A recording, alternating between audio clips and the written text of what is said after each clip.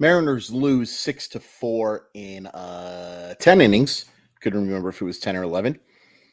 They fall to 37-38 on the season, and they even by loss the series against the Orioles 1-1. Let's talk about how it happened. This was a fantastic baseball game. Notorious Mariner Adam Frazier singles home Gunnar Henderson, though they do get an out at home on that run, but 1-0. Mike Ford homers to right, not the last time we'll talk about him, to tie the game at 1. J.P. Crawford, after review, a triple turns into a homer to make it 2-1. Anthony Santander homers to center in the bottom of the third to make it 2-2. Santander singles home Adam Frazier in the fifth to make it 3-2.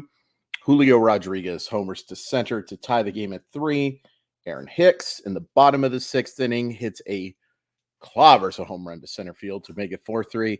Bottom of the ninth, 2 outs. That man, Mike Ford, homers to right center, absolutely destroys, we'll talk about it, a horrific pitch, but I don't care. To tie the game at 4, Mariners can't get anything in the 10th, and Ryan McKenna blisters a homer to right center for the walk-off. There are some negatives from this game. There are some positives, too. Look, I know Julio strikes out in the 10th inning with the runner on second base. It sucks. He played fantastic today. 3 hits, homer, robs a homer, one of the best catches I've seen a Mariner outfielder make in a long time. You know what else? I'm going to talk about the fact that what he did after that catch, that he took that baseball and he gave that to a kid. Oh, what a stud of a human being this guy is. Kevin Mather, eat. Oh, you almost made me say the bad one. But yeah, Julio Rodriguez, great player, even better human being. We are blessed to have him. Blessed. It's been a disappointing results for these first half of the season for the most part. But you're disappointed in a 22-year-old who's hit 13 home runs and stole his 17th base today too. Pretty cool. Pretty darn cool. Mike Ford, look, 182 average, bad. 213 on base percentage, bad. 591 slugging percentage, very good. And look, who else you playing at DH right now? Somebody you should have signed a few months ago. Sure. But right now, he's clearly the best option, which is sad. But also good for you, Mike Ford. I've talked about it a bunch since he got his call-up. He has been, I think he's played for every organization 6 times. This is his 481st try. Not really. But he is, someone who definitely has power. And I'll take that over the other options right now at designated hitter. Right now, I think what you want to do until you improve this roster, and hopefully improve this roster, is I think you want to go Mike Ford against righties and Tom Murphy against lefties. And maybe you have Raleigh and Murphy alternate catching in that situation. But that's what I would do. Seems like that's what they're going to do. Other positives. Here's one big positive. So Andres Munoz leaves the game with injury. That obviously is not a positive. The good news is that it wasn't arm related. It was due to being lightheaded. Now, look, I don't want anything like that to be happening. And hopefully they take every precaution. Make sure that this is not head injury related. And hopefully he just wasn't feeling well. I don't want him to be sick, but I'll take that over an arm injury every time. You get over the flu. It's harder to get over some other stuff because he's just so important to this bullpen. So hopefully he feels a lot better soon. And thank goodness it's just an arm injury. Or thank goodness it's not an arm injury. Excuse me. Oh, knocking on all sorts of wood right now. Matt Brash does give up the hit that scores the run. People have, I don't know what Matt Brash did to you folks. You have some of the most asinine opinions on Twitter that I've seen about a pitcher in Matt Brash. I saw something along the lines of like he's really bad with runners on. With runners in scoring position, hitters have a 614 OPS against Matt Brash coming into today. Now that went up.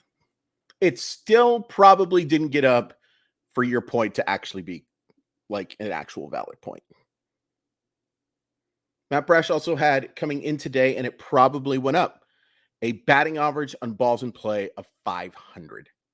Say what you want about analytics and all of that crap. 500 is impossibly unlucky.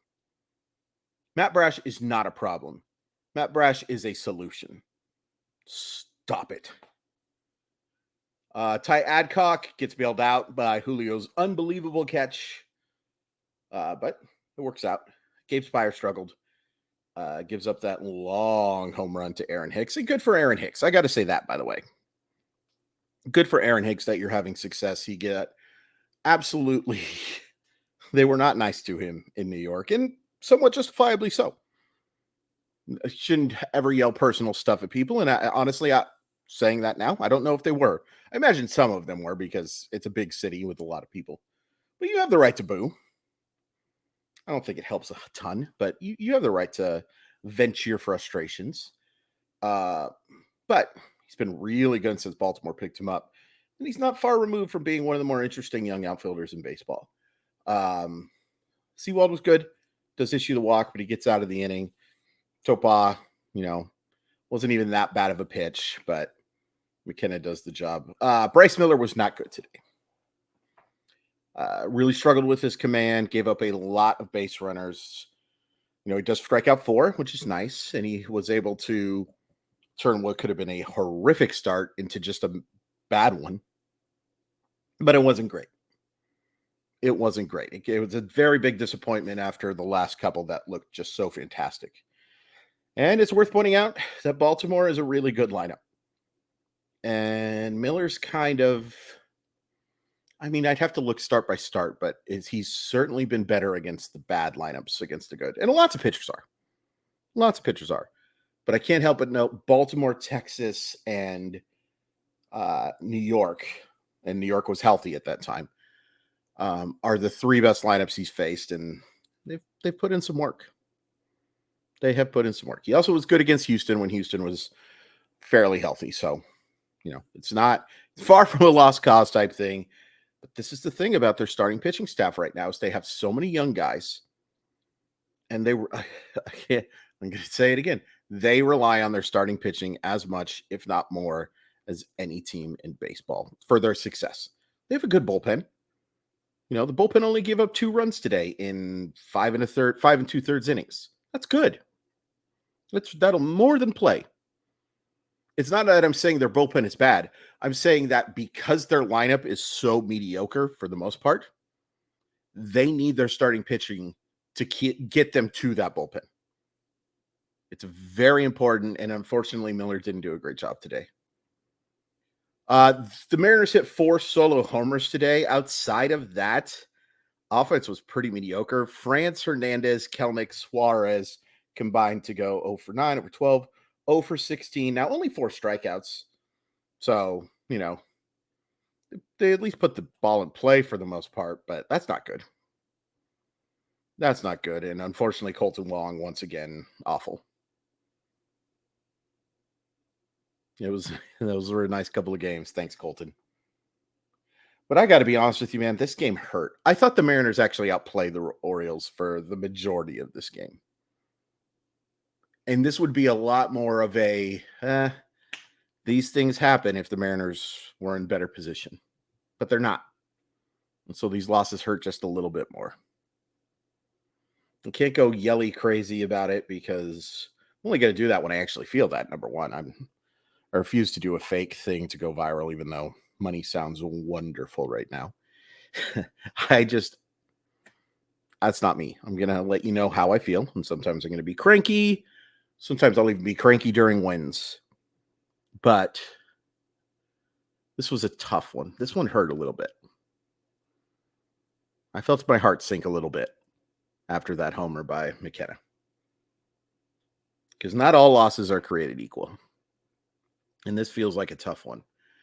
Because you win this one, you get a chance for the sweep. You have a chance even after looking so poorly in those first 2 games against the Yankees. You have the chance to come away with this with a 4-2 record in this road trip with a win tomorrow. And now you have to win tomorrow just to salvage and go to 500. 2-4 is not good enough. Is it damning? No. Does it put you in even more of a... The hole's getting bigger, folks. The hole's getting bigger, especially if you lose tomorrow. And hopefully they don't. Hopefully they don't. If they play like they have these last 3 games, they've got a great shot at winning.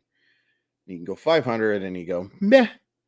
Would have been nice to go 4-2, but, you'll take 300 against 2 good baseball teams.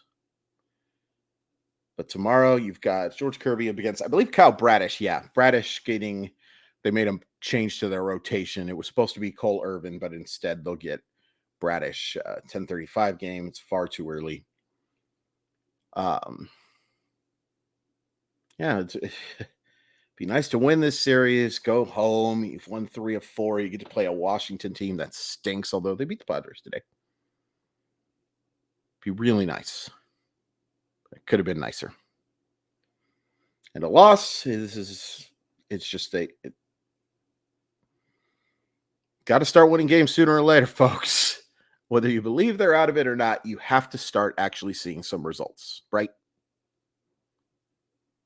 And after this one today, there are 87 games left.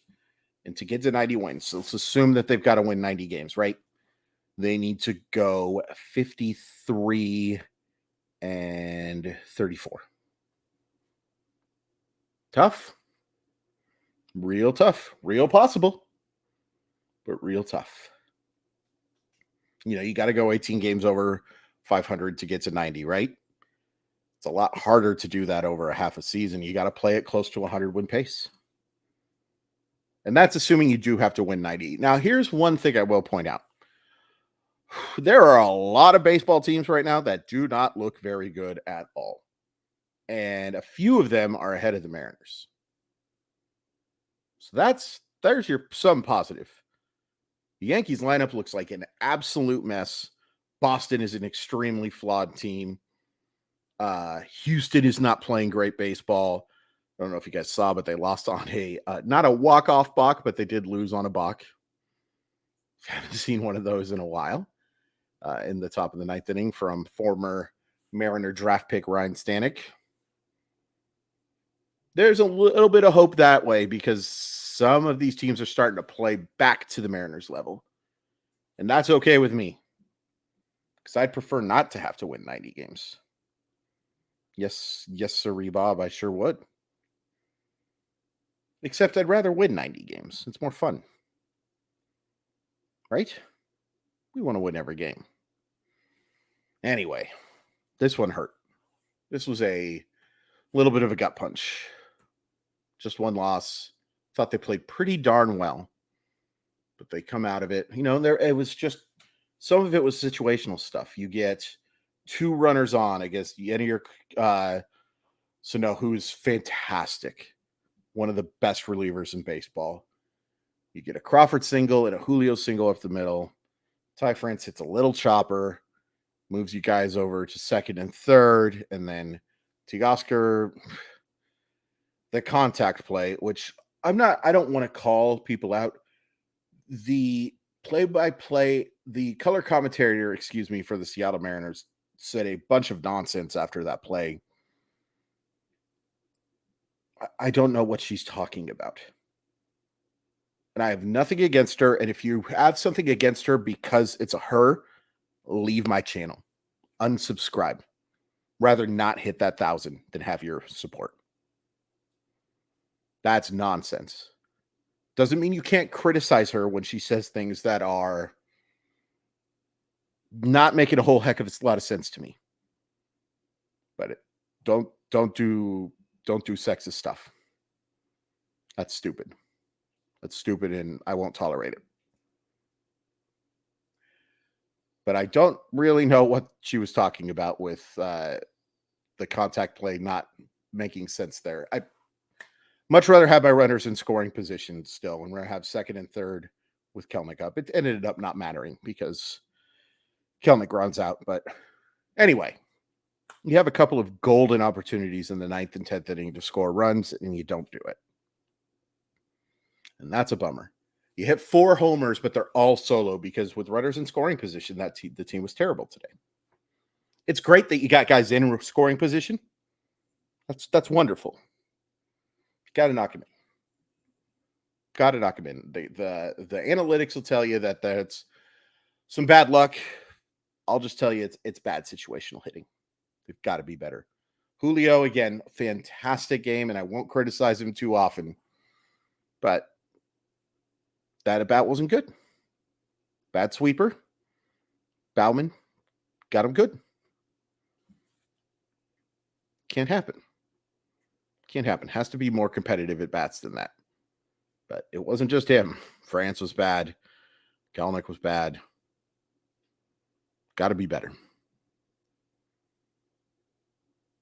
Anywho, hopefully tomorrow is better. You get the series win. You go back home at 500. You get to play the crappy Nationals. And hopefully, do some damage there. Go get a sweep. Go get 3 games over 500. Go on a 4-game win streak. When was their last 4-game winning streak, not including games against who? Seems like it's been a while. So, in the meantime, you can follow me on Twitter at Crawford_MILB. Check out the RotoWire Fantasy Baseball podcast. I'll be live tomorrow at 11:30 Pacific time. All you got to do is search for RotoWire, and you'll see my smiling face on YouTube as I go live and answer your fantasy questions. Sports sometimes. Check out my latest episode with RotoPad. It was a lot of fun. We talked about a bunch of fun stuff and some not some fun stuff, but it was fun to talk about the not so fun stuff, like just how hard it can be to write about fantasy baseball. First world problem, but it's not what you necessarily think it is. But yeah, bummer of a loss. Glad they played well at least, but I don't know about you, and you can let me know in the comments. It felt like a bummer.